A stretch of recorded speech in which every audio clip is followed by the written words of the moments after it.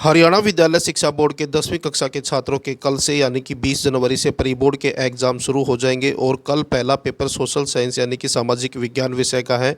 और इस विषय की तैयारी करवाने के लिए आज मैं आपको इस वीडियो के अंदर सोशल साइंस की सभी किताबों से जितने भी मोस्ट इंपॉर्टेंट एक एक नंबर वाले क्वेश्चन हैं उनकी तैयारी मैं आपको इस वीडियो के अंदर कराऊंगा ताकि आप अपने एग्ज़ाम की अच्छे से तैयारी कर सकें।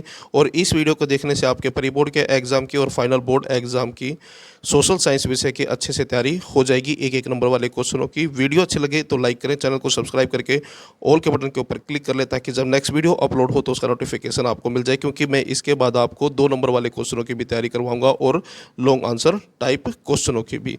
अब क्वेश्चन देखते हैं एक एक नंबर वाले। तो यहाँ पर जो पहला क्वेश्चन है सर्वप्रथम भारत से धन के निष्कासन का सिद्धांत किसने दिया था। यानी कि जब अंग्रेज़ों का उपनिवेश था भारत, यानी कि जब अंग्रेज़ों का अधिकार था भारत के ऊपर, तो अंग्रेज़ जो है भारत से पैसा अपने देश इंग्लैंड में भेजते थे और उसके बदले भारत को कुछ भी नहीं मिलता था। तो भारत से जो धन का निष्कासन होता था, इससे संबंधित जो सिद्धांत था वो सबसे पहले दादा भाई नारोजी ने दिया था। तो ऑप्शन ए जो है इसका आंसर है।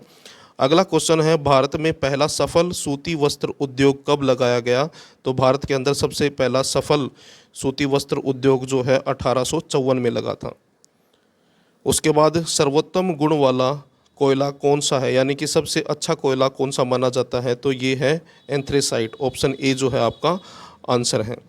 उसके बाद चौथा क्वेश्चन है निम्नलिखित में से कौन सा व्यापार अवरोधक का एक उदाहरण है, यानी कि व्यापार के अंदर रुकावट का काम कौन करता है। तो ऑप्शन बी आयात पर कर, यानी कि जो आता है सामान उसके ऊपर टैक्स लगता है। उसके बाद अगला क्वेश्चन है भारत डैश का एक उदाहरण है। तो भारत जो है बहुदलीय व्यवस्था का, क्योंकि भारत के अंदर एक से अधिक दल पाए जाते हैं, इसलिए भारत जो है बहुदलीय व्यवस्था का एक उदाहरण है। उसके बाद छठा क्वेश्चन देखें पानीपत की पहली लड़ाई 1526 ईस्वी में हुई थी, यानी कि पानीपत की जो पहली लड़ाई हुई थी वो 1526 ईस्वी में हुई थी। उसके बाद अगला क्वेश्चन है कच्चे पदार्थ को मूल्यवान उत्पाद में परिवर्तित कर अधिक मात्रा में वस्तुओं के उत्पादन को विनिर्माण कहा जाता है। यानी कि कच्चे पदार्थ से जो मूल्यवान उत्पाद यानी कि वस्तु बनाई जाती हैं उसके निर्माण को जो है विनिर्माण कहा जाता है। उसके बाद अगला क्वेश्चन है क्वेश्चन नंबर 8, ऐसा संगठन जो चुनाव लड़ने और सरकार पर राजनीतिक सत्ता प्राप्त करने के उद्देश्य से काम करता है वो कहलाता है राजनीतिक दल। उसके बाद गांधी जी ने नमक कानून कब तोड़ा था। तो गांधी जी ने 6 अप्रैल 1930 को नमक कानून तोड़ा था। उसके बाद अभिकथन और कारण वाला है 19वीं शताब्दी में साम्राज्यवाद के विस्तार के लिए अनुकूल परिस्थितियां विद्यमान थी, यानी कि 19वीं शताब्दी में जो है साम्राज्य के लिए जो परिस्थितियां थी वो अनुकूल थी। बड़े पैमाने पर उत्पाद होने लगा, उत्पादन बढ़ने से कच्चे माल की कमी और तैयार की गई वस्तुओं की को बेचने के लिए नई मंडियों की आवश्यकता होने लगी, यानी कि बड़े पैमाने पर जो है उत्पादन होने लगा, उत्पादन के बढ़ने से जो है कच्चे माल की कमी होने लगी और जो वस्तुएं तैयार की गई हैं उसको बेचने के लिए नई मंडियों की आवश्यकता हुई। तो इसका जो आंसर है वो है ऑप्शन ए और आर दोनों सत्य हैं और आर ए की सही व्याख्या है। उसके बाद अगला क्वेश्चन है निम्नलिखित में से सरस्वती सिंधु सभ्यता का कौन सा पूरा स्थल हरियाणा में स्थित है। तो इसका आंसर है उपरोक्त सभी, यानी कि हरियाणा के अंदर जो है राखीगढ़ी भी है, बनवाली भी है, मिठाथल भी है। उसके बाद अगला क्वेश्चन है साम्राज्यवाद का एशिया पर सकारात्मक प्रभाव क्या पड़ा, यानी कि साम्राज्यवाद का एशिया के ऊपर सकारात्मक प्रभाव क्या पड़ा था। तो इसका आंसर है उपरोक्त सभी, यानी कि राष्ट्रीय जागृति का उत्थान भी हुआ था साम्राज्यवाद की वजह से, नए उद्योगों की स्थापना भी हुई, यातायात के साधनों का विकास हुआ। उसके बाद question number 13 economic history of India नामक पुस्तक किसने लिखी थी। तो ये लिखी थी रमेश चंद्र दत्त ने। ये सभी क्वेश्चन जो है मोस्ट इंपॉर्टेंट है, इनकी एग्जाम से पहले ज़रूर तैयारी करें। उसके बाद क्वेश्चन नंबर 14 सरस्वती सिंधु सभ्यता की विशेषता थी।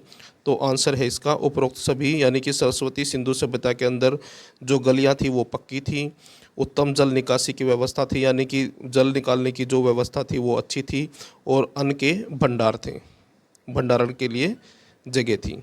उसके बाद अगला क्वेश्चन है क्वेश्चन नंबर 15, त्रिरत्न का संबंध किस दर्शन से है? तो ये है जैन दर्शन से। उसके बाद अगला क्वेश्चन है 16, भारत के किस क्षेत्र में प्रच्छन्न बेरोजगारी पाई जाती है? तो ये पाई जाती है कृषि के अंदर। अगला क्वेश्चन है भारत के किस राज्य में काजीरंगा राष्ट्रीय उद्यान स्थित है? तो ये काजीरंगा राष्ट्रीय उद्यान जो है असम में है। उसके बाद अगला क्वेश्चन है प्रति व्यक्ति आय को कहा जाता है? तो प्रति व्यक्ति आय को औसत आय भी कहते हैं। उसके बाद अगला क्वेश्चन है मानव विकास रिपोर्ट जारी कौन करता है? तो मानव विकास रिपोर्ट जो है यूएनडीपी जारी करता है। तो ऑप्शन बी जो है आंसर है। अगला क्वेश्चन है क्वेश्चन नंबर 20, साथ आकर संघ बनाने का उदाहरण है? तो आंसर है उपरोक्त सभी, संयुक्त राज्य अमेरिका भी, स्विट्जरलैंड भी और ऑस्ट्रेलिया। उसके बाद है वर्ष 2019 में, यहाँ पर जो है बिल्कुल ऐसा ही एक और क्वेश्चन बनता है, साथ लेकर संघ बनाने का उदाहरण कौन है? तो उसका आंसर बनेगा भारत। और उसके बाद क्वेश्चन नंबर 21 देखें, वर्ष 2019 में भारत में कितने राजनीतिक दलों को राष्ट्रीय दल के रूप में मान्यता प्राप्त थी? तो आंसर है 7। उसके बाद अगला क्वेश्चन है क्वेश्चन नंबर 22, बेल्जियम में कौन सी 2 भाषाओं की प्रधानता है? तो बेल्जियम में डच और फ्रेंच भाषा जो है ज़्यादा बोली जाती है। प्रधानता का मतलब है ऐसी भाषा जो ज़्यादा बोली जाती है। उसके बाद है प्राकृतिक संसाधनों का उपयोग करके एक वस्तु का उत्पादन। तो ये जो है प्राथमिक क्षेत्र में आता है, यानी कि क्षेत्र की गतिविधि है, यानी कि प्राकृतिक संसाधनों का उपयोग करते हुए वस्तु का जो उत्पादन किया जाता है ये जो है प्राथमिक क्रिया है। उसके बाद सामान्यतः किसी देश का विकास किस आधार पर निर्धारित किया जा सकता है? तो आंसर है इसका उपरोक्त सभी, यानी कि सभी नागरिकों की जो है प्रति व्यक्ति आय अच्छी होनी चाहिए। औसत साक्षरता दर, यानी कि साक्षरता दर जो है वो अच्छी होनी चाहिए, यानी कि पढ़े लिखे लोग हों, लोगों की स्वास्थ्य स्थिति जो है अच्छी हो। तो इससे पता लगता है कि कोई जो देश है वो कितना विकसित है। उसके बाद अगला क्वेश्चन है क्वेश्चन नंबर 25, किस मृदा को रेगर मृदा भी कहते हैं? तो काली मृदा को रेगर मृदा भी कहते हैं। अगला क्वेश्चन है इनमें से कौन सी एक जायद ऋतु की फसल है? तो आंसर है तरबूज। तरबूज जो है एक जायद ऋतु की फसल है। भारत ने अपने परमाणु परीक्षण किए थे, तो ये किए थे राजस्थान में, और राजस्थान के अंदर जो पोखरण है उसमें किए थे। कई बार ये भी पूछ लेते हैं कि कौन सी जगह पे किए थे, तो अगर आंसर में ऑप्शन हो पोखरण तो वो आएगा। यहाँ पर राजस्थान है तो राजस्थान में है पोखरण। उसके बाद 2001 में भारत में हिंदुओं की आबादी थी तो 80.5%। उसके बाद अगला क्वेश्चन है हिमालय यव से कौन सा रसायन कैंसर उपचार के लिए प्रयोग होता है? तो आंसर आएगा टक्सोल। उसके बाद अगला क्वेश्चन है उपभोक्ता संरक्षण अधिनियम किस वर्ष बनाया गया था? तो ये बनाया गया था 1986 में। इम्पोर्टेंट क्वेश्चन है ये। भारतीय संसद द्वारा जम्मू कश्मीर की धारा 370 के तहत मिला विशेष राज्य का दर्जा कब समाप्त किया गया था? तो ये समाप्त किया था 31 अक्टूबर 2019 को। उसके बाद ऋण के औपचारिक स्रोत में सम्मिलित हैं, तो आंसर है बैंक और सहकारी समितियां। उसके बाद अगला क्वेश्चन है इकोनॉमिक हिस्ट्री ऑफ इंडिया नामक पुस्तक किसने लिखी थी? ये किताब लिखी थी रमेश चंद्र दत्त ने। उसके बाद अगला क्वेश्चन है मोहनजोदड़ो किस प्रांत में स्थित है? तो ये सिंध प्रांत में स्थित है, पाकिस्तान में। उसके बाद है धोलवीरा का दुर्ग नगर किस राज्य में स्थित है? तो ये है गुजरात में। ये धोलावीरा का जो दुर्ग है ये गुजरात में है। उसके बाद अकबरनामा के लेखक कौन थे? यानी कि ये जो किताब है इसका लेखक कौन था? तो अबुल फजल। अगला क्वेश्चन है भारतीय, यहाँ पर भारतीय नहीं आएगा, भारत के किस राज्य में काजीरंगा राष्ट्रीय उद्यान है? तो ये है असम में। उसके बाद अगला क्वेश्चन है गायत्री मंत्र किस वेद से लिया गया है? तो गायत्री मंत्र जो है ऋग्वेद से लिया गया है। उसके बाद तुर्क डैश की एक बर्बर जाति थी, तो ये मध्य एशिया की, यानी कि जो तुर्क हैं वो मध्य एशिया से आते थे। उसके बाद वे किसान जिनके पास ज़मीन का मालिकाना अधिकार था वे किसान थे, तो उनको कहते थे खुदकश्त। उसके बाद अगला क्वेश्चन है ऐतिहासिक शेरशाह सूरी मार्ग जोड़ता है, यानी कि शेरशाह सूरी मार्ग जो है जोड़ता है दिल्ली और अमृतसर को। उसके बाद निम्नलिखित में से कौन सा आधारभूत उद्योगों का उदाहरण है? तो आधारभूत उद्योगों का उदाहरण है लोहा एवं इस्पात उद्योग। उसके बाद अगला क्वेश्चन है, पंचायती राज व्यवस्था सरकार का स्थानीय रूप है। उसके बाद भारत में महिलाओं के लिए सीटें पंचायती राज व्यवस्था में आरक्षित है, यानी कि जो भारत में महिलाओं के लिए जो सीटें आरक्षित की गई हैं वो पंचायती राज में की गई हैं। उसके बाद है, बहुजन समाज पार्टी के संस्थापक कौन थे? तो आंसर है काशीराम।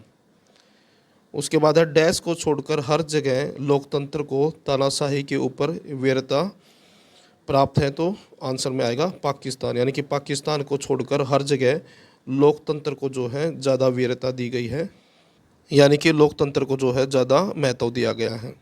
उसके बाद नागरिक के प्रति जवाबदेही डैश का सबसे बुनियादी परिणाम है, तो लोकतंत्र का। उसके बाद है, अध्यापक डॉक्टर की सेवाएं अर्थव्यवस्था के तृतीयक क्षेत्र में सम्मिलित है, यानी कि ये अध्यापन करना, अध्यापक यानी कि पढ़ाना, और जो डॉक्टर हैं ये जो अपनी सेवाएं देते हैं अध्यापक और डॉक्टर, ये तृतीय क्षेत्र की सेवाएं हैं में सम्मिलित हैं। उसके बाद अगला क्वेश्चन है, वैश्वीकरण ने डैश जीवन स्तर के सुधार में सहायता पहुंचाई है। तो आंसर आएगा सभी लोगों के, यानी कि वैश्वीकरण की वजह से सभी लोगों के जीवन स्तर में सुधार आया है। उसके बाद राष्ट्रीय उपभोक्ता दिवस जो है 5 दिसंबर को मनाया जाता है। उसके बाद सरस्वती सिंधु सभ्यता की खुदाई किस वर्ष की गई थी? तो ये की गई थी 1921 और 22 में। कौन सा देश साथ लेकर चलने, जिसका मैंने पहले भी बताया था, कौन सा देश जो है साथ लेकर चलने वाले का संघ का उदाहरण है? तो ये है भारत, ऑप्शन ए। फलों और सब्जियों की कृषि क्या कहलाती है? तो ये कहलाती है हार्टिकल्चर, यानी कि फलों और सब्जियों की जो कृषि है इसको हार्टिकल्चर कहते हैं। उसके बाद अगला क्वेश्चन है, सरदार सरोवर बांध किस नदी पर स्थित है? तो ये नर्मदा नदी पर स्थित है, यानी कि सरदार सरोवर बांध जो है नर्मदा नदी पर है। उसके बाद निम्नलिखित में से कौन सा एक नवीकरणीय योग्य संसाधन का उदाहरण नहीं है? तो आंसर है खनिज, यानी कि खनिज जो है इनका पुनर्निर्माण जो है काफ़ी समय लगता है, तो इनको जो है नवीकरणीय यानी कि पुनः निर्मित नहीं किया जा सकता। उसके बाद है, महात्मा बुद्ध द्वारा दिए गए पहले उपदेश को क्या कहा गया है? तो इसको कहा गया है धर्मचक्र प्रवर्तन। तो ऑप्शन बी जो है आंसर है। अगला क्वेश्चन है, सरस्वती सिंधु सभ्यता के किस स्थल से जुते हुए खेत के साक्ष्य मिले हैं? तो ये मिले हैं कालीबंगा से, यानी कि खेती के साक्ष्य मिले हैं कालीबंगा से। राष्ट्रीय ग्रामीण रोजगार गारंटी अधिनियम कब लागू किया गया? तो ये किया गया था 2005 में, ऑप्शन बी जो है आंसर है।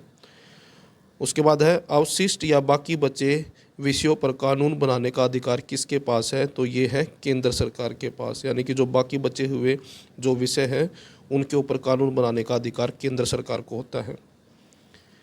उसके बाद लास्ट क्वेश्चन है, सामुदायिक सरकार का विचार किस देश ने अपनाया था? तो ये अपनाया था बेल्जियम ने, यानी कि बेल्जियम के अंदर सामुदायिक सरकार भी पाई जाती हैं। तो ये थे 10वीं कक्षा के सोशल साइंस के मोस्ट इंपॉर्टेंट एक नंबर वाले क्वेश्चन। वीडियो अच्छे लगे तो लाइक करें, चैनल को सब्सक्राइब करके ऑल के बटन के ऊपर क्लिक कर ले ताकि जब नेक्स्ट वीडियो अपलोड हो तो उसका नोटिफिकेशन आपको मिल जाए।